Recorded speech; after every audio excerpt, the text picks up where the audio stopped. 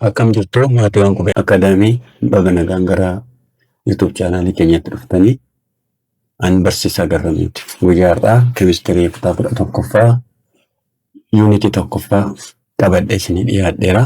Guyyaa har'aa jalqabumarraa boqonnaa haaraan waan jalqabnuuf maatiiwwan qubee akaadaamii warri taataan haalaan nu hordofaa, warri maatiin keenya hin taane immoo sabiskiraayib gochuudhaan laayik, sheer, koomenti gochuun nutti dabalamaa isiniin jenna. Kutaa har'aa keemistirii kutaa 11ffaa boqonnaa 1ffaa atomic structure and periodic properties of element kan jedhu jalqabna jechuudha. Atomic structure maali? Periodic classification maali? Maaliif barbaachise kan jedhu qabiyyeen kun gara fakeenyaan qaba jechuudha. Guutummaatti boqonnaan kun qabiyyee meeqa of keessaa qaba? Kontentii hammamiitu keessa jira kan jedhu gabaabseen isinitti himaa. Qabxiilee gurguddoo torba of keessaa qaba. Qabxiin tokkoffaan introductionidha jechuudha. Introductionii as jalatti philosophical theory waa'ee ateemii waan haasa'ame ilaalla. Tokko tuqaa lama jalatti immoo Dalton's theory fi modern atomic theory gad fageenyaan ilaalla. Tokko tuqaa sadaffaan discovery of electron, neutron, nucleus kan jedhu gad fageenya. Early experimentoota ateemii karakterize gochuudhaaf hojjetaman ilaalla.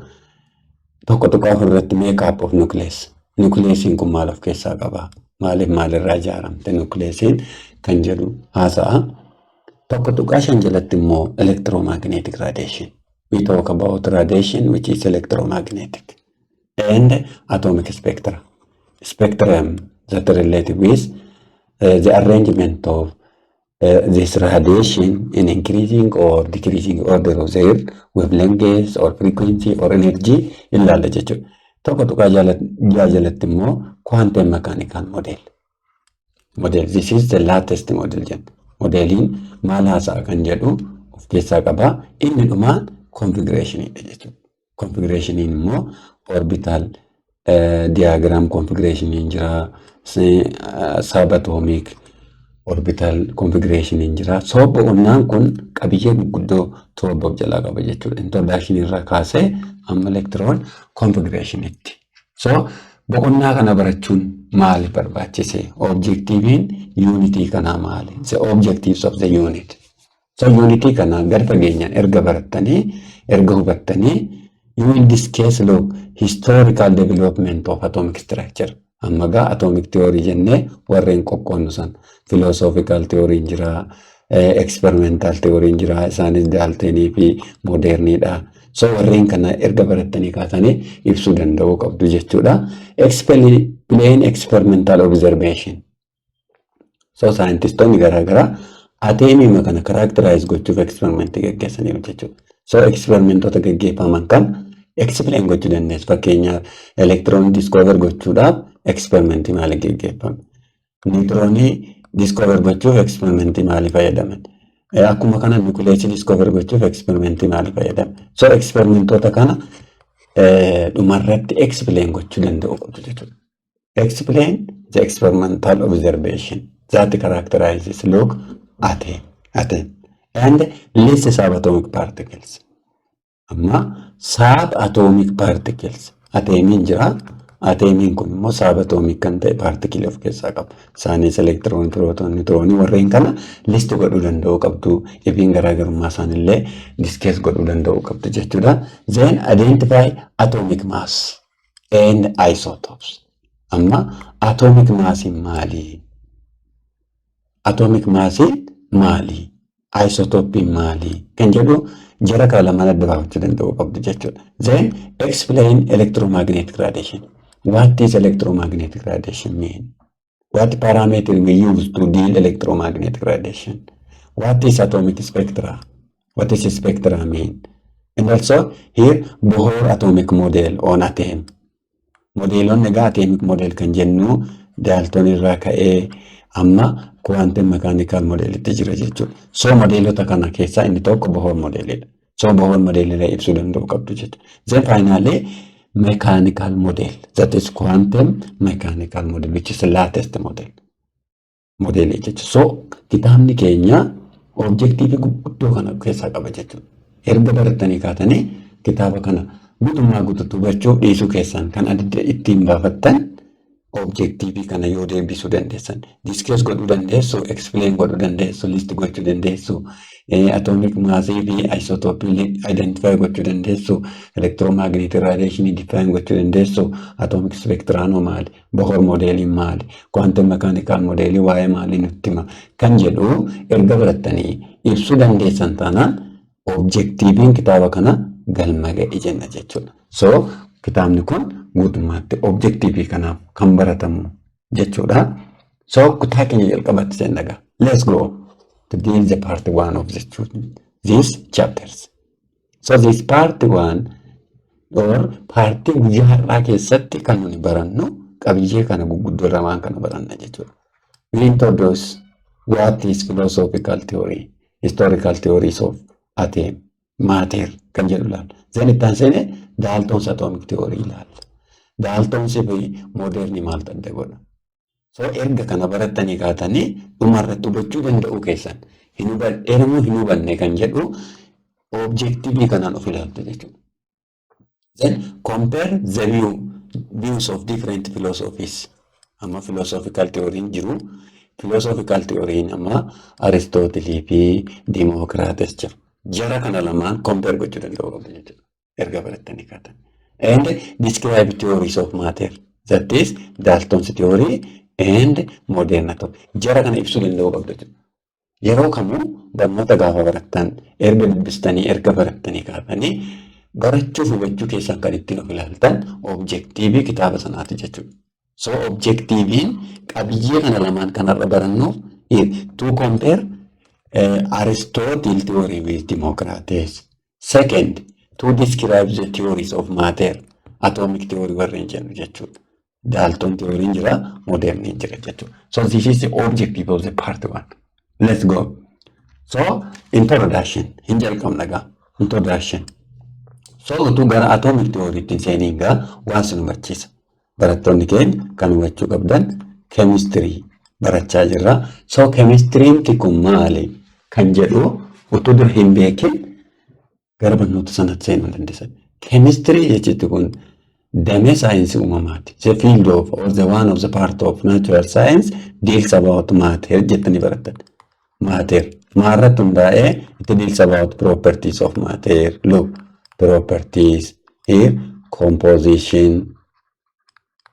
compositions of matter, and here change which is the nature of the world. Change, composition, property. Property change jettu kun wantoota tokko kan ittiin adda baafannu amala isaatiin.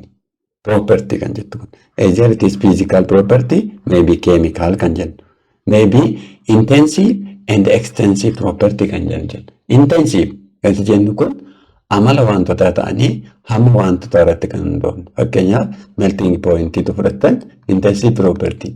Bishaan liitirii tokkos fudhannee, miililiitirii 100 tokkos fudhannee, 1000 tokkos fudhannee tu dandeenya. Qabxiin dambina bishaanii yookiin immoo boiling point bishaanii 100 degree Celsiusidha. So hamma bishaan irratti hundaa'u. Propertiin hamma wanta sana irratti hundoofne yoo ta'e we call it intensive jenna. But extensive property yoo jennu it depends on amount. Fakkeenyaaf giraama wanta tokko safarre weight ulfaatina maasii fudhachuu dandeessa jechuudha. Maasii wanta tokko safaru hammi wanticha gaafa dabalu maasiin dhuguma dabalaa deema jechuudha. Hamma irratti hundaa'a kan jedhu jechuudha. So property change. Composition maalirraa wanti sun uumame?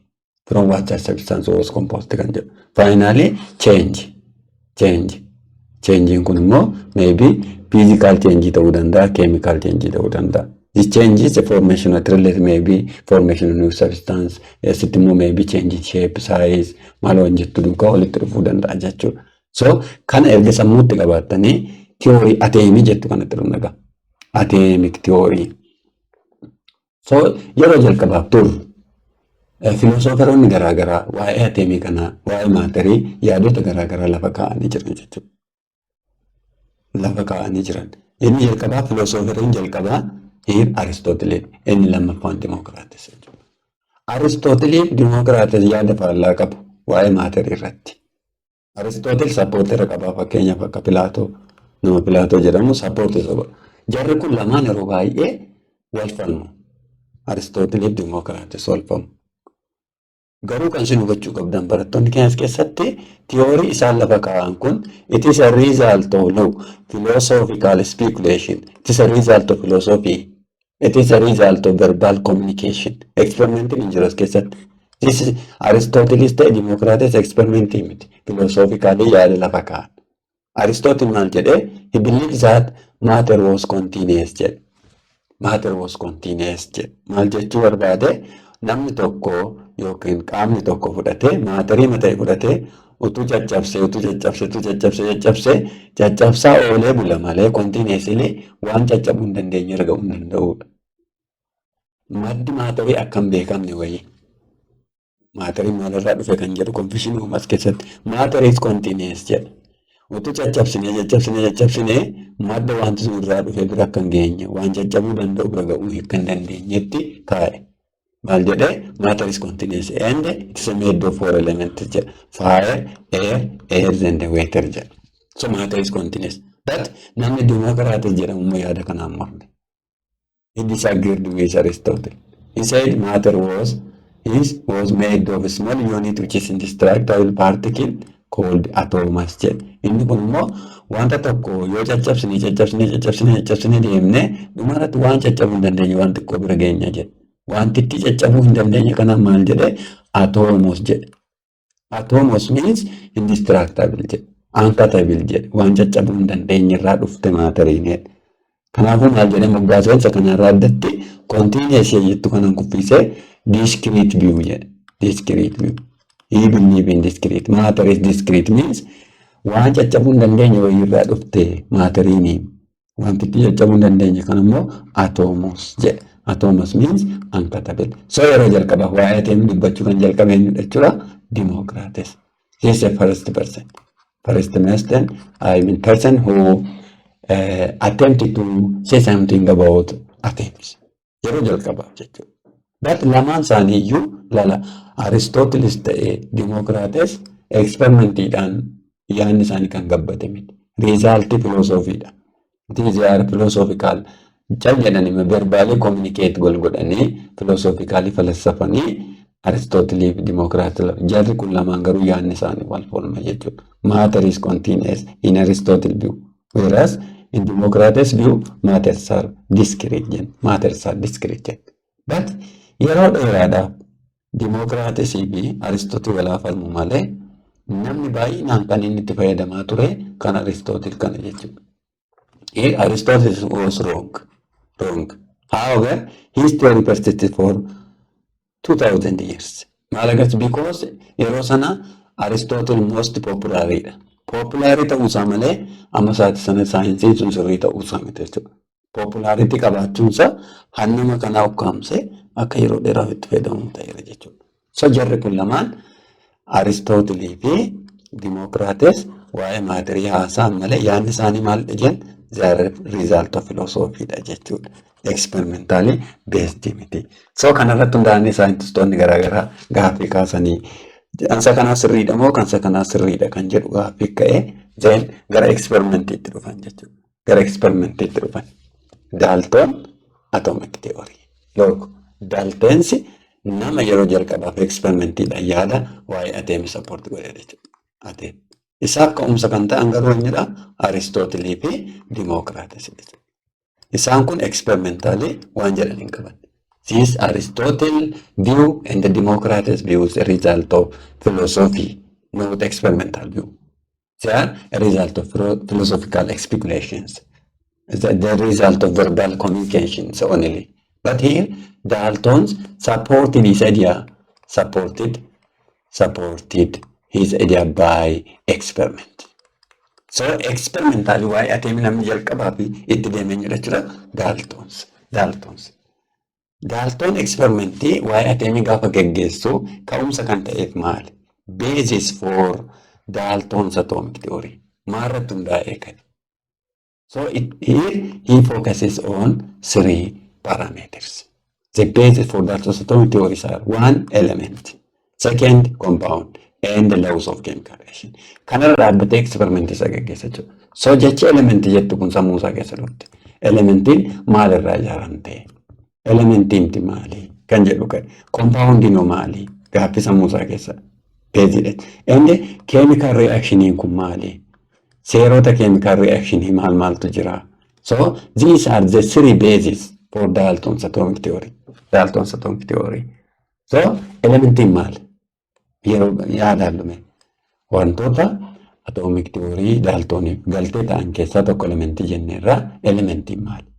An element is look the simplest form of matter that cannot be broken down. Amma gaaffii sammuu keessa element is simplest part of matter jenna. The simplest part of matter that cannot be broken down. Maaliif breaking down hin ta'ume? Because it comes from only one thing. Maaliif breakdown hin ta'u? It is made up of only one type of thing. One type of thing. Ateemiin kun immoo hin caccabu. Hin caccabatu hin taane paartii sadii of keessaa qaba. Kanaafuu namichi kun maal jedhe? Elementii simplest form of matter akka taate sammuu isaa keessatti qabatee ka'ee maal of keessaa qabdee itti dhufe jechuudha. So amma sanii gabaabsuu substance waan jettu kana beektan gaarii. Substance isheen jennu kun bakka gurguddoo lamatti qoodama. Ilaala mixture and pure substance jenna. Mixturein immoo homogeneous and heterogeneous jettanii waan barattan sana. Pure substance immoo bakka gurguddoo lamatti element and compound jenna.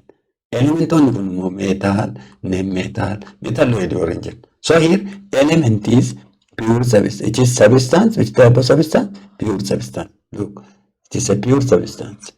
Pure substance that made from only one type of atom is called element. So element in pure substance is only from one type of atom. Compoundino. Here also compound is a pure substance that made from two or more different elements. Element plus element compounding.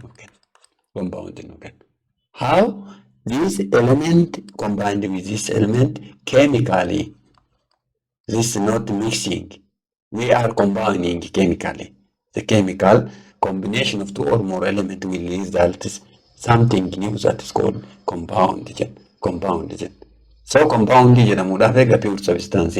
Pure taanaan immoo wanti tokko wanti inni irraa dhufee reeshoon isaa yeroo hundumaa dhaabbataadha jechuudha. Dhaabbataadha. So inni compound. The compound is a new substance. From what element ture compound ite. So one argan. So compound has properties that is completely different from properties of element that make it up. So element jenneen maal arganne compound argan. Compound na sitti uumame kuniifi elementoonni asitti walitti dabalaman amalli keemikaala sanii garaagara. So amala as jiruu fi as jiru qabiyyee yookiin composition as jiruuf as jiru gargar taanaan change as jiru kun chemical change jedha. So chemical change dhaan elementoota garaagaraa lamaaf isaa olirraa kan uumame yoo ta'e compound jenna. So elementiin compoundiin Dalton's atomic theory dhaaf galteedha. Inni sadaffaan law of chemical reaction jenna. Laws of chemical reactions. Chemical reactioniin seerota gurguddoo sadii qaba. Law of conservation of mass, law of definite proportion, law of multiple proportion jenna. Isaan kun illee galteedha jechuun namicha kana. So law of conservation of mass or matter maali? Law of conservation of matter maali? Here, in closed system, mass is neither created nor destroyed during chemical reaction. Mass is neither created nor destroyed during the chemical reaction. Amma chemical reaction in reactant injira gara product jijjiirame. So reaction kana keessatti materiin create ta'uu hin danda'u akkuma kamuu destroy ta'uu hin danda'u jedha seerri kun. That means mass of reactant is exactly equal to mass of product jechuudha. Fakkeenyaaf hydrogen plus oxygen maal nu kenna? Wetering nu kenna. Log 2 equals 2. Wetering nu kenna. As keessatti amma utuu walitti ilaalle maasiin as jiruu fi maasiin as jiru walqixa ta'uu qaba. Fakkeenyaaf 2 times 2 hydrogeniin 4 eda'u oxygeniin giraama giraama 16 qabdi.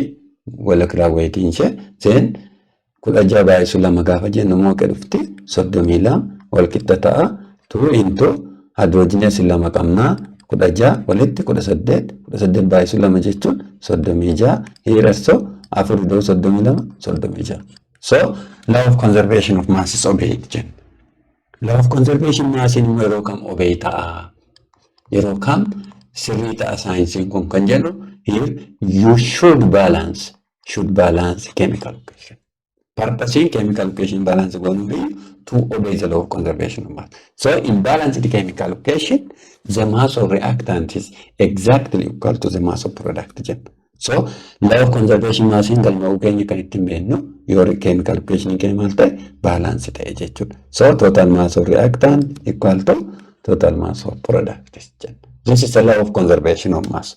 Galte kan ta'e namicha kanaaf isa kana tokko jechuudha. Inni biraan law of constant composition. Composition which is what? Constant jechuudha. Composition which is definite. Amma kun maal agarsiisa? A given chemical compound always contains its component element fixed and definite proportion by mass. That means always pure substance composed from the same element, the same ratio by mass regardless of their sources. Whatever, iddoo barbaade haa dhufu compounding keenya pure taanaan elementoonni of keessaa qabu. Elementiin of keessaa qabu ratio isaan ittiin walitti dhufan yeroo hundumaa dhaabbatan. Fakkeenyaaf bishaan utuu fudhannee bishaan jedhamuudhaaf yeroo hundumaa haayidroojinii lamaaf oksijiinii lama walitti dhufu. Akka jechuun haayidroojinii giraama lamaa fi oksijiinii giraama 16 ratio kana walitti dhufa jechuudha. Constant jedhama.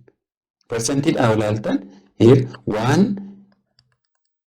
1% of hydrogen and 89% of oxygen jechuudha. Kun walitti dhufanii ratio kana yeroo hundumaa kan walitti dhufu bishaanidha jechuudha. Definite composition. That means totally ilaala bishaan jechuun H2O here hydrogeniin lama ida'u 16 giraamii walitti 18 qaba. 18 qaba.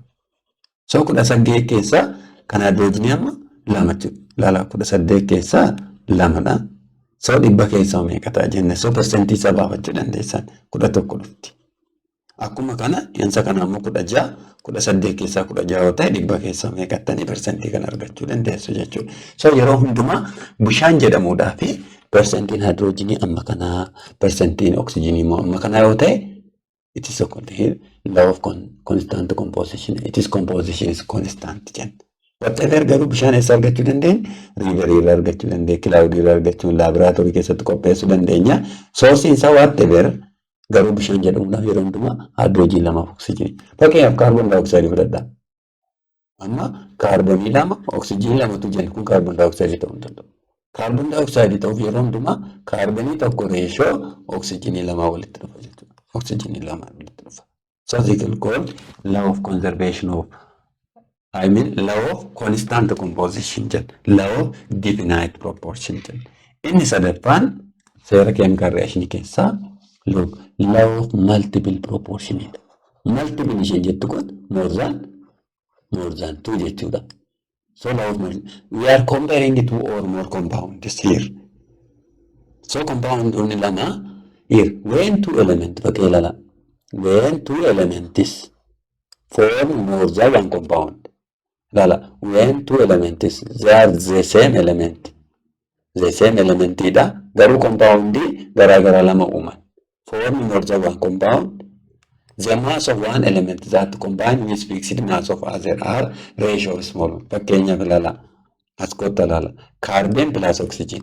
Carbon plus oxygen maybe carbon dioxide nu kennuu danda'a. Carbon plus oxygen it may give carbon monoxide nu kennuu danda'a. Agartanii here elementiin isaanii wal fakkaata garuu compoundiin kuniif kun tokko miti. Then when you compare these two compounds kanaaf kana gaafa wal madaalsifnu ilaala kaarbenii asii meeqa jiraayu as keessa kaarbenii tokko oksijiiniin immoo lama. Akka jechuun kaarbeniin tokko giraamii ishee meeqa 12 reeshoo kun immoo 32 fakkeenyaaf jechuudha. Reeshoo isaa salphin irra 12. So reeshoo ishee maal taati jechuudha. Here salphistan 12 lamaan kuni lala 32 irra 12 jennee lamaan kun 15 kun lamaan 6 yaa bifa kanaan deeme jechuudha.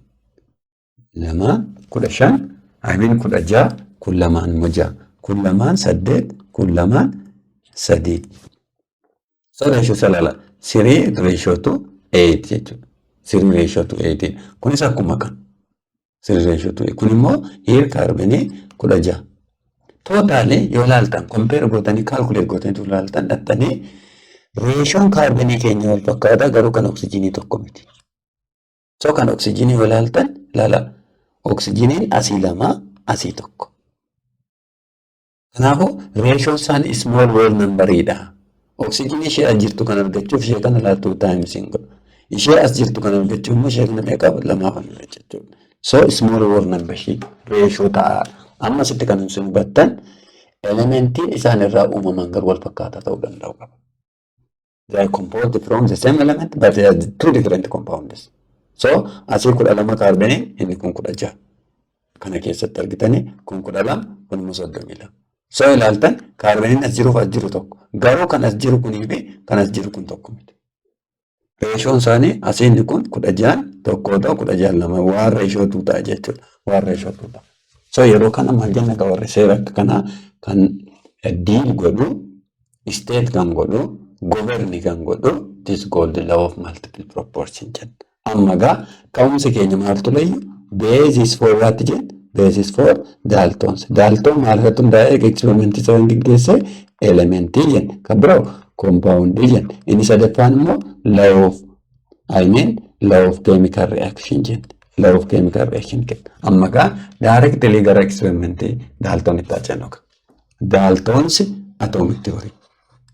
Then elementii irratti hundaa'ee sammuu keessattuu qabu compoundii kana irratti hundaa'ee chemical reaction irratti hundaa'ee experimentii gaggeesse. After he conducted his experiment, he put around 5 postulates here. Postulate kan lafa nuu kaa'e jechuudha. Erga experimentii isaa gaggeesse dhumarratti maal jedhee all elements are composed of atom jedhe. Elementoonni maalirraa akka dhufan lafa nuu kaa'e atom irraa dhufanii. All elements are composed of atom. This is a result of what? Experimental thesis that was conducted by a person called Dalton. So maal jedhee all elements are composed of atoms. Good.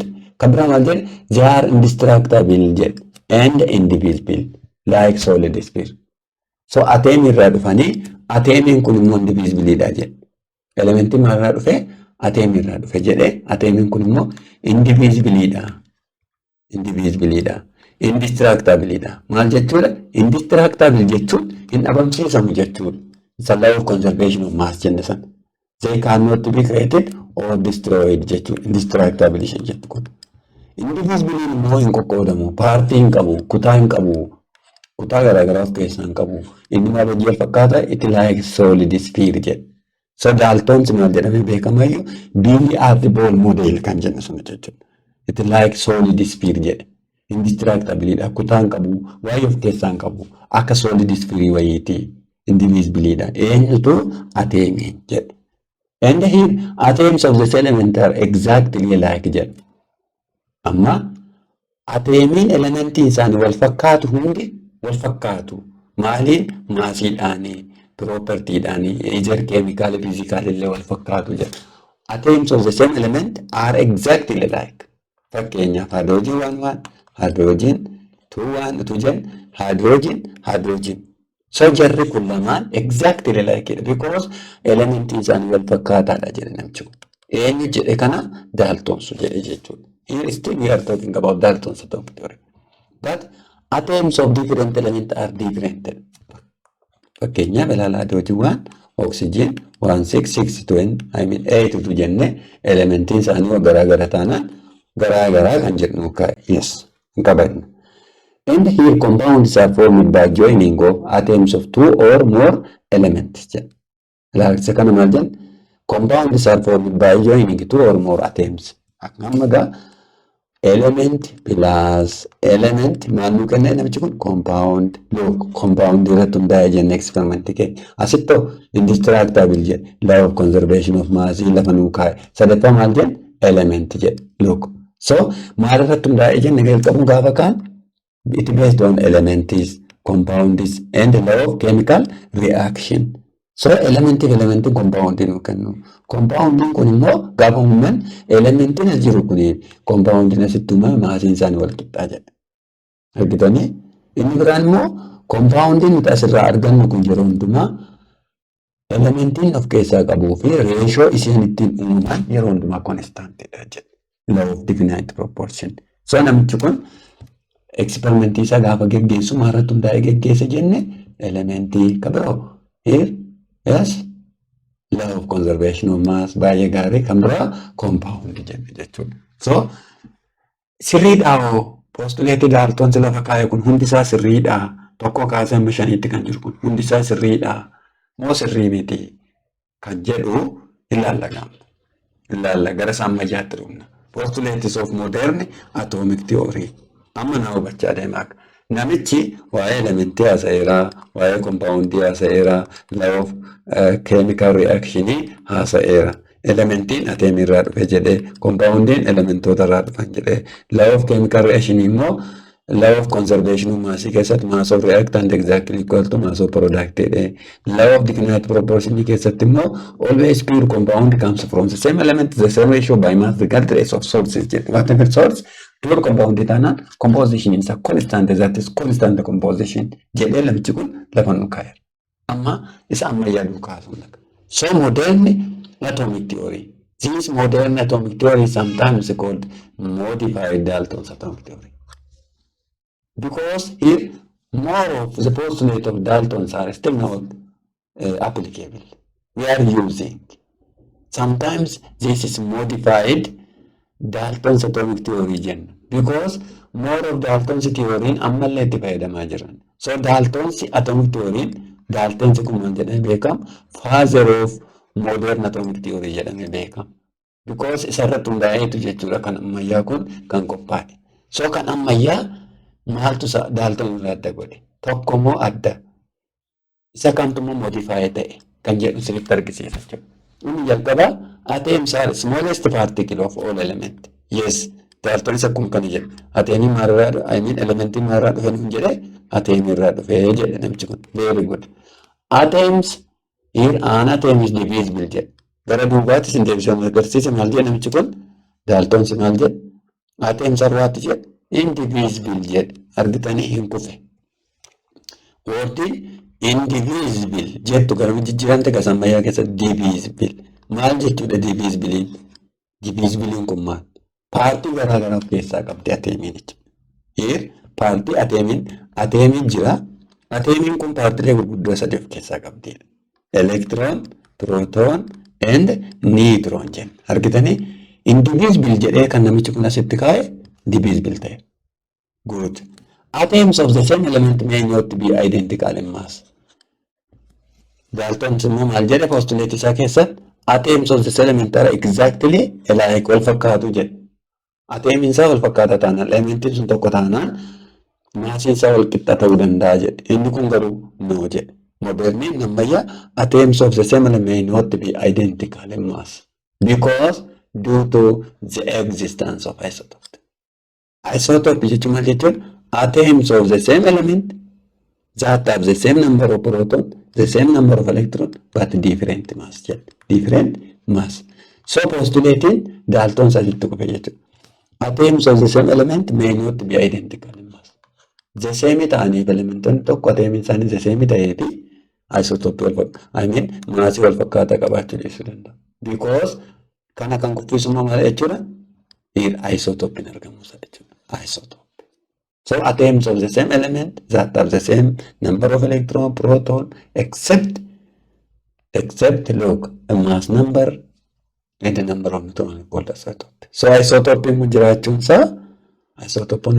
isaanii elementoonni atomiin isaanii wal fakkaataa ta'e maasii wal fakkaataa qabaachuu akka qabaachuu hin dandeenye nutti argina jechuudha.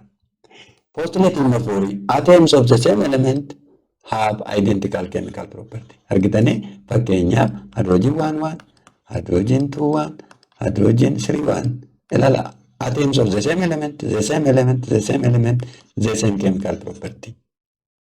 Atau kan biraa maal jechuudha kun maal agarsiisa kun atoms of the same element jechuun isotopes jechuudha. Isotopes have the same chemical property. because isotoponni maal wal qixa qabu? They have the same number of electrons because every chemical properties of element is related with electron. They have the same element means they have the same chemical property. Amala chemical elementoota kan murteessu maalidha jechuun elektiroonii. Kanaafuu isotoponni amala chemical wal fakkaataa qabu. Because they have the same number of elements. Mean they have the same number of what? Electrons. So atoms of the same element have identical chemical property gaafa jennu, we are talking about isotope. Isotoponni amala chemical wal fakkaataa qabu. Sababiin isaa immoo amala chemical elementoota kan murteessu electronidha jechuudha. Electronidha. Inni biraan inni shanaffaan moderni atoms are created or destroyed special changes like radioactivity. Amma matter is neither created nor destroyed during a chemical reaction. Matter is neither created nor destroyed during a chemical reaction. Never a nigger only can. Asatti garuu ilaala. Isa ammayyaa keessatti matter can created or destroyed during a chemical reaction. Asirratti egaa na hordofa waan sinitti amma ordinary reaction fi ordinary reaction fi radioactivity adda baafachuu qabdu barattoonni keenya. Radioactivity ishee jettu kana jechuudha. Ordinary reaction kan jennu kun ateemii jira.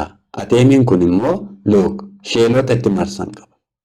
Dhukaasa egaa ateemii kanarratti gaafa baannu sheelii isheedhumaa ishee elektiroonii baattu sana qofaarratti dhukaasni banamee reactionii kan geggeessitu yoo ta'e it is called ordinary reaction. So ordinary reaction keessatti matter create gochuu dhabamsiisuu hin dandeenye. But radioactivity it relates with nuclear reaction. Nuclear reaction argitanii nuclear reaction isheen jennu kun reaction nucleus irratti ta'udha. Amma ateemiin akkatti jira. Kun ateemiidha jennee ateemiin maal qaba? As keessa nucleusii qaba. Nucleusii keessa immoo prootoonii jira, neutroonii jira. Elektiroon ishee dhumaa kanarra ishee gara bakkeera jirtu darbee dhukaasni asirratti banama radioactivityidhaan jechuudha. Radioactivity. Yeroo kana reactionii nucleus irratti gaggeeffamu kan nuclear reaction jedhu. Yeroo nuclear activity radioactivity duuka walitti dhufanii especially unstable nucleus yoo ta'an hin caccabu. Caccabanii waan garaagaraatti jijjiiramu jechuudha. Itti isattaan kutaattaan keessatti taasifamu. So gaafa caccaban paartikiloota garaagaraa nu kennuu danda'u. Paartikilii maatirii warra duraarraa adda ta'e.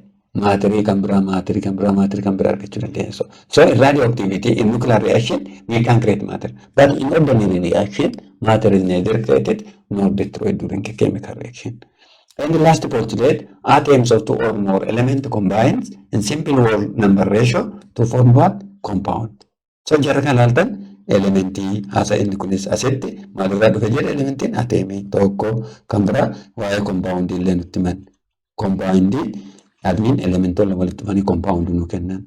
Akkuma kana law of conservation maasiin illee akka jiru. Special case yoo radioactivity ta'e malee nutti himaniiru jechuudha.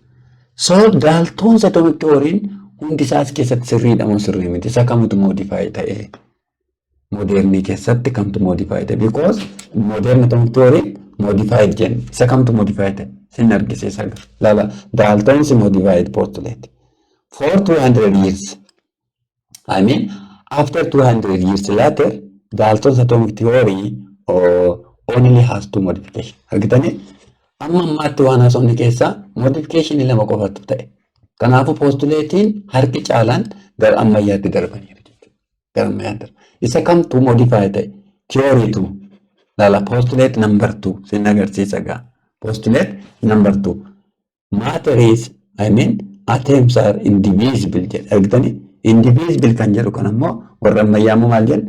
Matter or atoms waatti jedhan? Divisible. Hin fooyyee. Indivisible inni ture gara maalitti fooyyee jechuudha? Divisible kan jedhutti dhufe. Baay'ee gaariidha. Inni biraan lala. Theory 3. Atoms of given element are not always identical. Dalton's maal nuun jedhee? Look. Atoms of the same element are always exactly what? Alike jedha. Garuu ateemiin elementii isaan wal fakkaatee fi maasii wal fakkaatan qaban. Sababiin isaa asitti maaltu kuffise? Due to the existence of isotopes jenna jechuudha. Isotopes. The existence of isotopes Here maal godhe hin kuffise. Dalton's atomic theory nu jalaa kuffise jechuudha.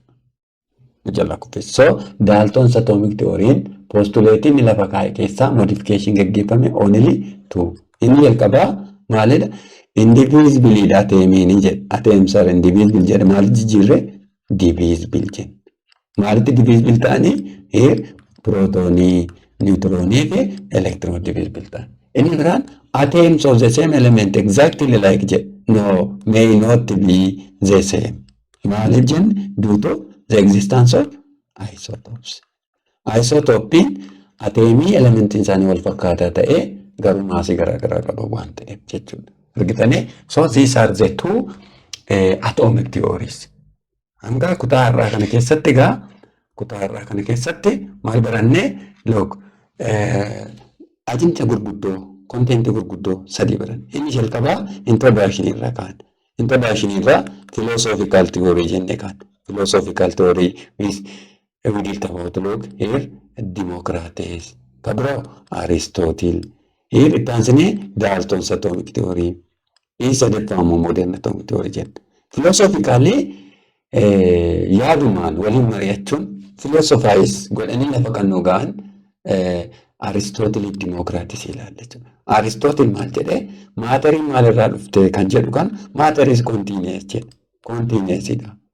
Kanarraa dhufe kan jedhu particle xiqqoo bira ga'uu hin dandeenyetu caccabsaa oolle bulle. So he believe in continuous view jedha. Democritus immoo yaada kana morma. Matter comes from discrete particle jedha.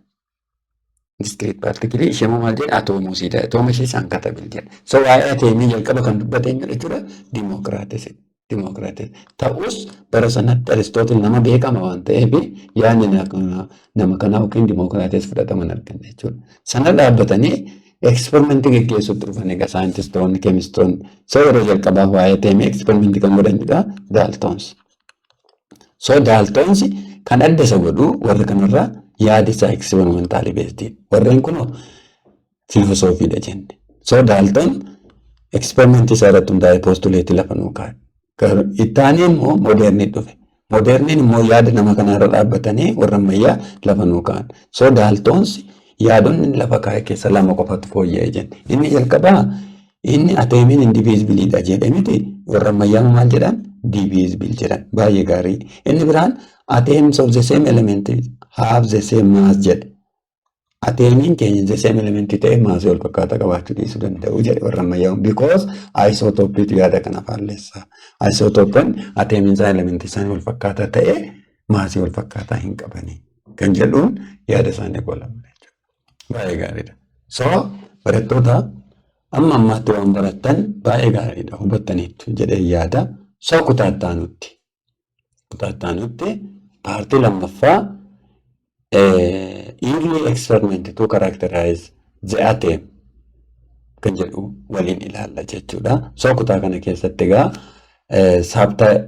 subtitleota xixiqqoo gara sadii ilaalla. Inni jalqabaa discovery of electron ilaalla, discovery of neutron ilaalla, discovery of nucleus ilaalla jechuudha. Warreen kun walitti dhufanii they characterizes atom. Experimentiitu jira. Experimentoota ateemii characterize godhanii eenyu fa'i. Experimentiin jalqaba gaggeeffame electron irratti.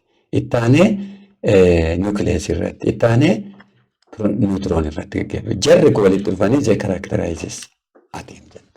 So kutaa kana keessatti egaa in detail waan kana ilaallaa. Maatiiwwan qubee akkaataanii yaada keessan share nu godhaa, comment nu godhaa, waayyoon fooyyeffannoo jiraatetti nu dabalaa, yaadni keessan nu jajjabeessaa, galatoomaa ulfaadhaa siniin jedha.